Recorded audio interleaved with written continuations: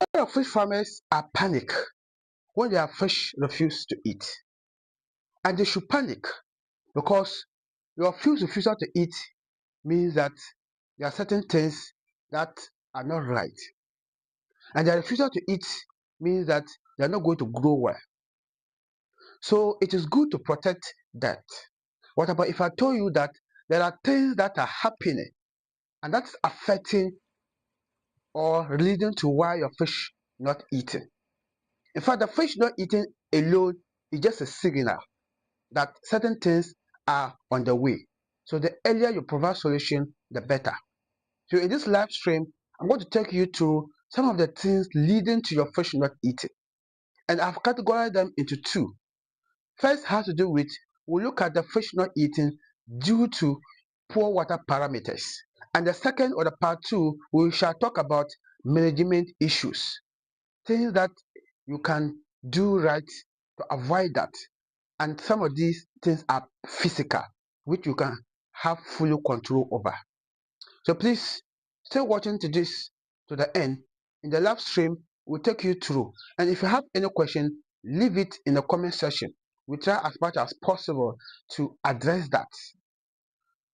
So if you are not subscribed to the channel, please do so, and please keep watching. My name is Abdulaziz Issa. I have a bachelor degree. I'm a fish farmer, and I have helped hundreds and thousands of people successful in their fish farming journey. So please watch the live stream. That is going to guide you a lot. Most fish farmers panic when their fish refuses to eat, and most of them think that the fish are sick and they are going to die. Some of them even proceed to give them more feed. Others give them medication thinking they are sick, and then they are afraid that they will lose all the fish. Indeed, you will lose them if care is not taken. But what about if I told you that the first refusal of your fish to eat doesn't mean any harm? This is just a first warning that your fish are going to be sick and they'll not be okay. There are several ways that is leading to your fish refusal to eat. However, in this video, I'm going to talk about the invisible water parameters that is causing your fish refusal to eat. And if you don't take care early enough, then you will lose your fish in due time. So I will, in this video, outline two major causes in terms of parameters that is causing your fish not to be eaten, and then I will tell you what to do when you are in that situation. So please don't panic, stay watching, learn. Now, let me give you this scenario. I always want to give practical examples. If human beings, people, are put in a room or in a hall and the number of people are more, these people are crowded in that particular hall. There's no air conditioner, there's no fans, and possible ventilation is very poor. What happens after a few minutes or in an hour time? You will see the room will be very hot, very warm, and people are sweating. And the reason is that circulation of oxygen becomes very poor. Since there's limited oxygen in the room and all of you are dependent on that oxygen, and the breath in of oxygen and the removal of carbon dioxide makes the place to be very warm and inconvenient for people. And at that time, most people in the room will not be even thinking of getting food to eat, but they'll be thinking of how to get themselves relief, to get more oxygen. You might be wondering, Abdul, why are you comparing human to fish? It is so because even when the fish are in water, they also breathe and they also use oxygen to breathe. But theirs is different from how we humans breathe. We breathe outside water. That is most mammals. But the fish, they breathe inside the water. And what happens is that they dissolve oxygen inside the water. And then the water passes through their gills. And then they absorb the oxygen. And that is how they breathe. So now, when the oxygen in the pond or in the water becomes very low, it is now difficult for them to get oxygen and absorb it. And for that matter, they will not be thinking of eating, but they were thinking of how to get more oxygen. Also, when they eat, they need more oxygen to digest that feed. But situation where the oxygen is very low, when you give them feed, they don't even want to eat, because when they eat, how are they going to get oxygen to be able to digest that feed? Now, so the number one parameter that is leading to poor eating of the fish is low oxygen in the pond. How do you determine the adequate oxygen in the pond? In fact, normal oxygen in the pond for the fish, 5 milligram per liter and above. This is good for the fish. They will be healthy and they will not have problem. And stress level means that the fish will not be that okay, but this will not lead to complication. They won't die or they will not be sick, but they will not be okay. And that level is 4 milligram per liter. But dangerous level, if the oxygen falls below 3 milligram per liter, this is dangerous level, and you are likely to lose your fish. So now, when you notice that your fish are not eating, please, and please avoid quickly giving them medication. Avoid giving them more feed. This can lead to diseases and mortality. So what we do first is that stop giving them feed for about 24 hours. Don't give them feed. Now, if you have water, you can do partial change. Don't do complete water change. You can do 30 to 60% change of the water. If you have natural way, that is bitter leaves, you can also introduce that in the pond after you do your partial water change. And this, if it is oxygen, you will be okay. Now, another serious invisible parameter that is also causing your fish not to eat is high ammonia. In fact, ammonia, when it is high in the pond, what happens? What happens is that it burns the gills. And once the gills are burnt, the fish are not able to absorb oxygen through the gills because it is not paining them. So that is when they stop eating. That is when they are trying to now get healed and to get good water for them to go. Initially, I used to think that if there's always high ammonia in the pond, then oxygen will not be there at all. But research is indicating that there could be oxygen in the pond where there's high ammonia. However, because the gills of the fish are burnt, they cannot utilize that oxygen. So the oxygen inside will just like nothing for them, because even though it is there, but they cannot use it because it has burnt their gills and they breathe or they absorb oxygen through the gills. Now, high ammonia, in fact, it is very dangerous. Like I said, it affects oxygen, and this, if care is not taken, it can lead to serious disease and you can lose your fish. And the best level of ammonia should always be below 0.02. That is the maximum milligram per liter, 0.02. Now, something that is 0.05 and above is very dangerous and can kill your fish. So now, if these two things are not met, and then you are going to face problems. And that's why I began by saying that when your fish refuse to eat in the first place, don't panic. Try to check these two things. And when you get these two things right and you control these two things, you are good to go. Now let's come to look at what causes these two things. First of all, has to do with overfeeding. Most beginners think that the more you give your fish feed, the more they grow. This to an extent is true. However, if you are not careful and you overfeed your fish, the leftover feed, when it dissolves in the water, it is going to deplete oxygen and it is going to increase ammonia, and that can lead to what I am telling you. Now, also, more organic waste or organic matter or decay and decomposed organic matter in the pond also affects oxygen. You'll be asking why.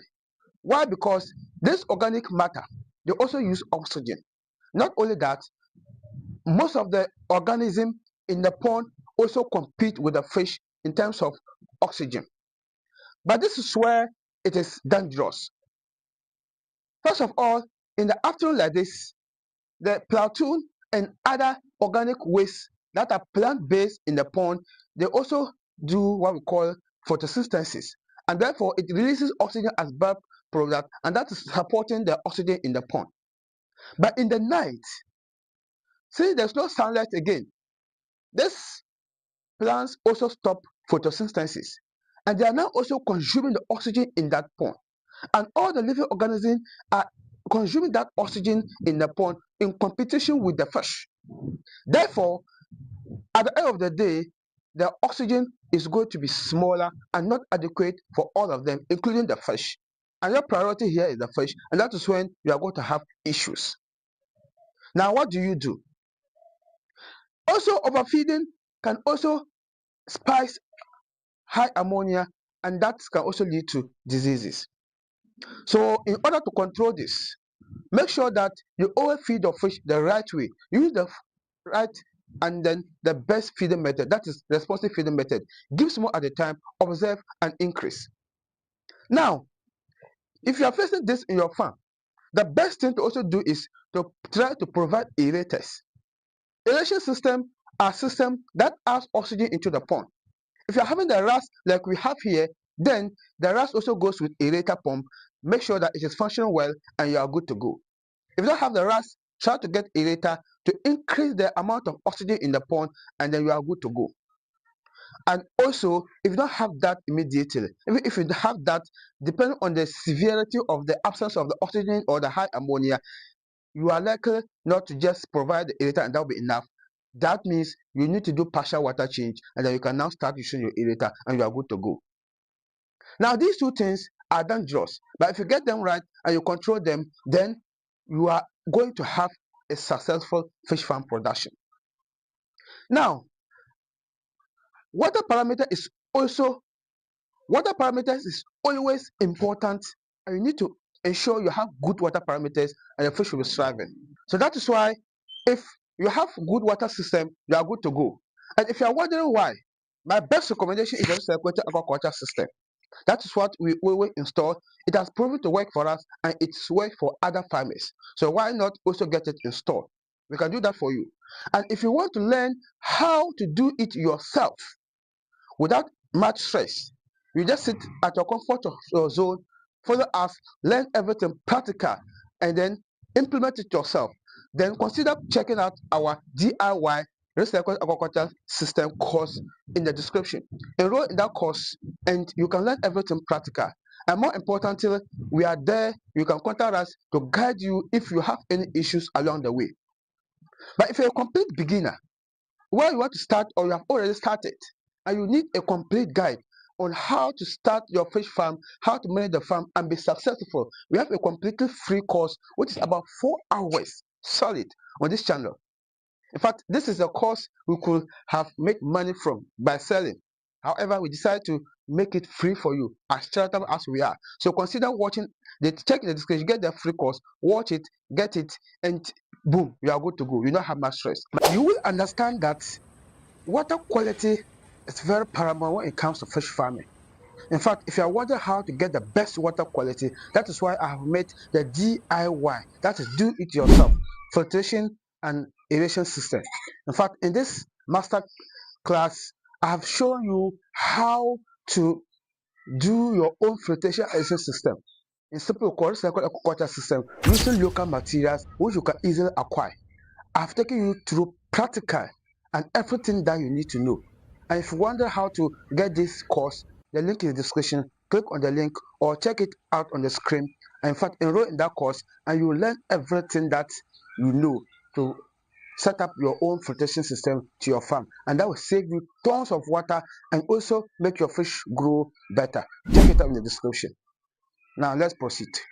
Your fish still refuse to eat even after your water qualities or parameters are okay. I'm going to take you through in this video 6 main issues. In fact, apart from the 2 water parameters or water qualities that I've enumerated in the part 1, where we talk about high ammonia and then low dissolved oxygen, that is leading to your fish not eating. And mostly these ones sometimes you don't have control over them. What about if I told you that there are certain things that, due to your management, your fish might not eat? So I'll take you through 6 of these things. Then, if you get these things right, your fish are going to have high appetite, and that means they'll be growing well. The first has to do with stress during handling. In fact, when fish are handled inappropriately, they are stressed up. This usually happens when something disturbs them, either in the pond or outside the pond. And this mostly could be caused by human activities. So when that happens, their eating reduce or they stop eating at all. Some of them include, if you transport your fish from one place to another or from one pond to another, either they are fingerlings or grown fish, and this can stress them and they will lose appetite. Another thing has to do with under stress is when you sort them or grade them. At that time too, they have gone through stress and they will not be likely to eat. Another thing is when you harvest them, you harvest and leave some, then the remaining ones will not eat. Not only that, even when something happens close to the pond, because fish are blood-coded animals and they react to anything that happens. So, and that happiness can stress them and that can reduce their appetite. So the best thing to do is, after you have stressed your fish, is to avoid feeding them at least 24 hours, or you reduce the amount of feed that you give them. Because if you don't do that and you continue to give them feed despite they are not eating well, then it's going to lead to water quality that we discussed earlier in the part 1. The second issue that can lead your fish not to eat is sudden temperature change. In fact, temperature change affects the appetite of fish. Now, if the weather is too cold, like during Hamatan, the metabolism becomes very low. And for that matter, food conversion ratio or digestion also becomes low, and they will not be willing to eat. Also, when the temperature is too high, it also stresses them and they're not willing to eat. So you need to always have a balance.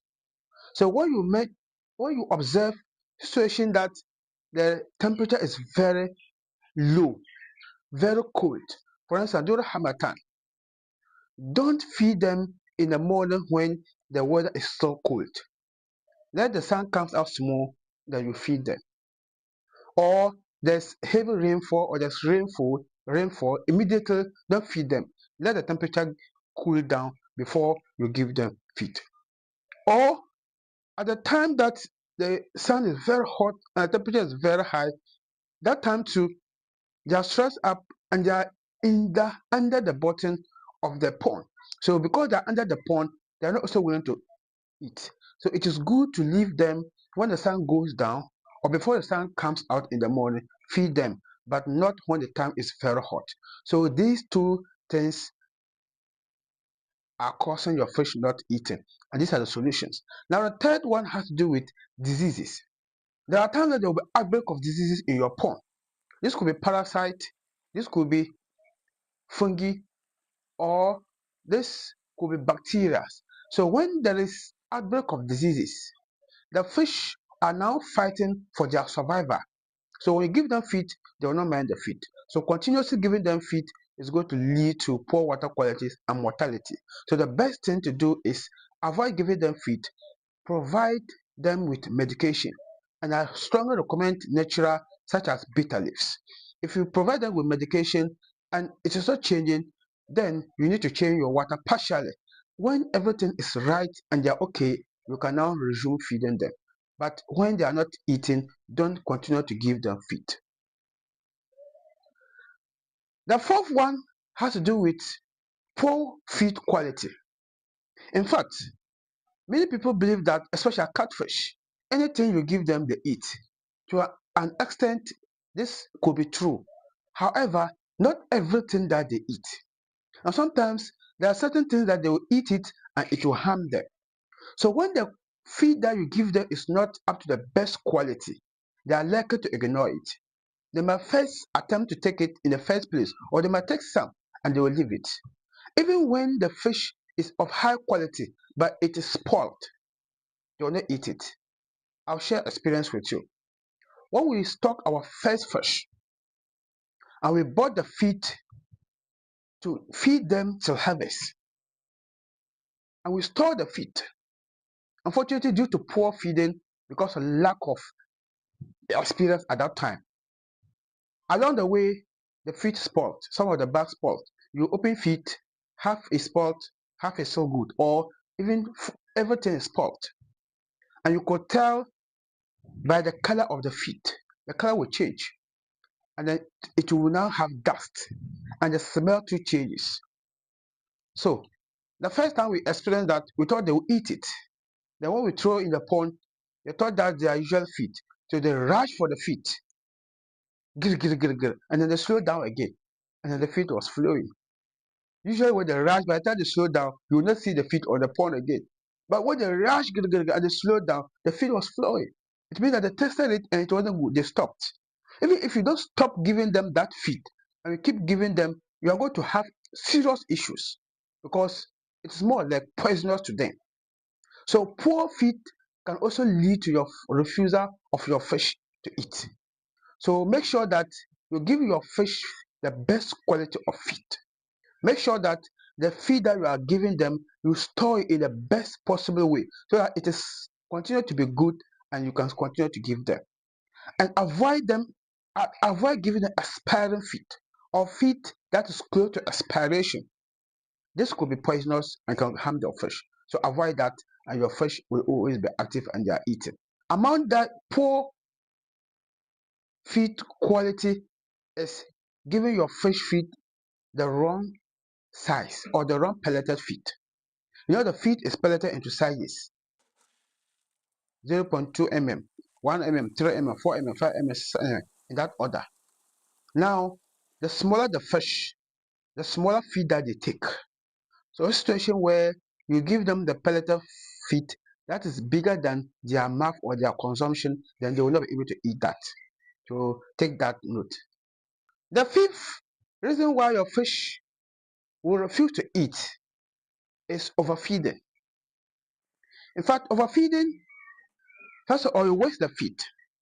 Secondly, it leads to poor water qualities.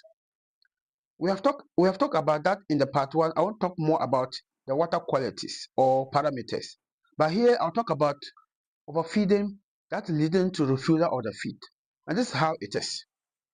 When you give the fish more than the necessary feed and they consume it, they become too much of satisfied that digestion becomes problem. So when the digestion becomes problem, what it also means is that they will not be willing to take the feed that you are giving them next. So make sure that you give them adequate but not over. Then when they consume, later they are satisfied and they can take again. What you should also have to note is that, in fact, when you give them more feed or more frequent feed, that can also lead to them not eating some of the feed.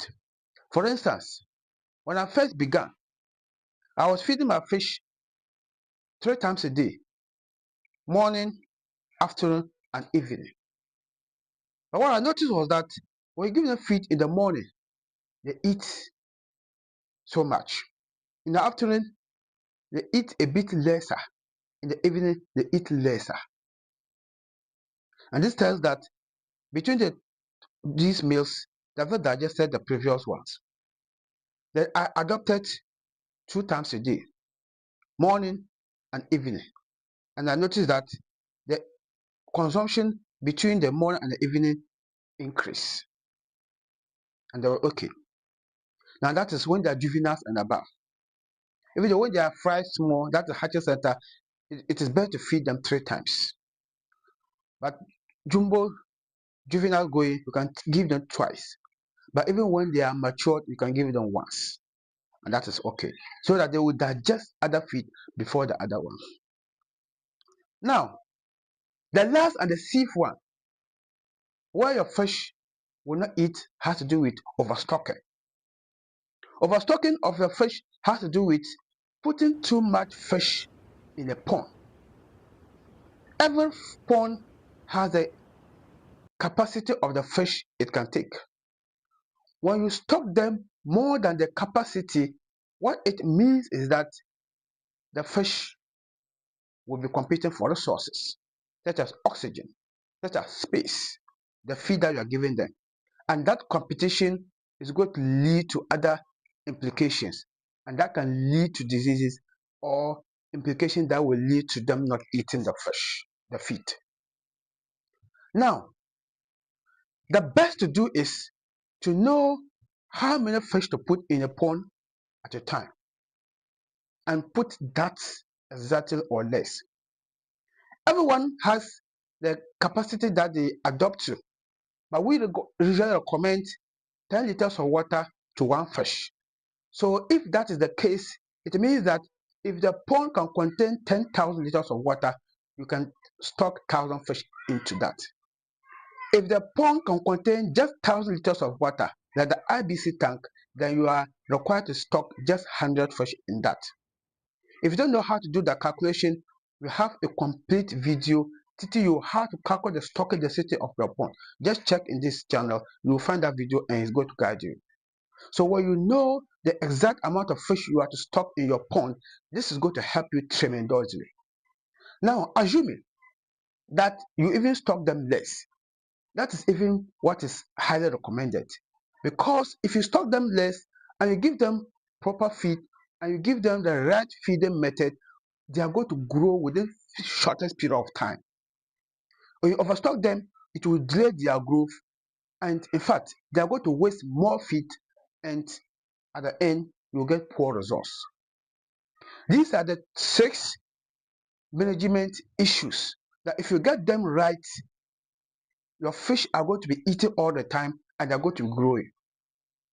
And to summarize them for you, we have poor handling leading to stress, we have overstocking, we have overfeeding, we have poor quality feed, and we have temperature changes. You can control these things and you are good to go.